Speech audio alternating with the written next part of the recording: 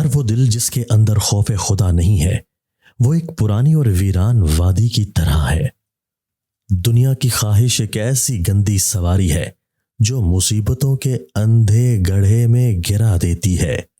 اپنے تئیں اس سے زیادہ کبھی ظاہر نہ کرو جتنا کہ تم دراصل ہو۔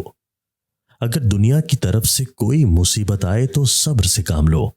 آہو فغاں بیکار شے، صرف اللہ کو یاد کرنے سے مصیبت ٹل سکتی ہے۔ خوشی ملے یا غمی ملے، دونوں میں صبر کا دامن پکڑنا چاہیے، وگرنہ ساری عمر کا پچھتاوا ملے گا اور کچھ نہیں۔ شیخی مارنا اپنی عزت نفس کو مجروح کرنا ہے۔ جو ہر معاملے میں شیخی دکھاتا ہے اسے جلد شرمندگی کا سامنا کرنا پڑ جاتا ہے۔ وہ بندہ نہیں جو بندگی خدا نہ کرے۔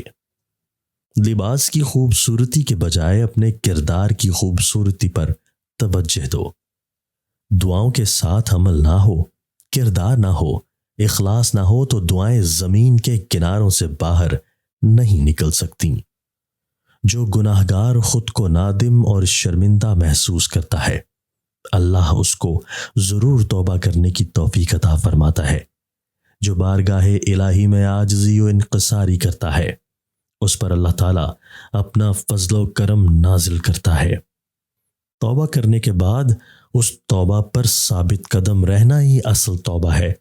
مایوسی ایک مرض ہے، جس کو لگ جائے دنیا و آخرت میں ناکامی اس کا مقدر بن جاتی ہے۔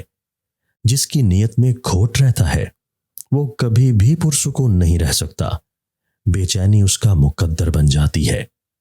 حق الیقین کے ساتھ اگر اللہ سے مانگا جائے تو دعا ضرور قبول ہوتی ہے۔ حق کے دوستی یہ ہے کہ دوست سے دل بیزار کبھی نہ ہو، آپ کی قربت کو باعث تسکین جانے۔ جس کی آواز بیٹھ جائے وہ سونف کا دانہ چوس لے، آواز اسی وقت کھل جائے گی۔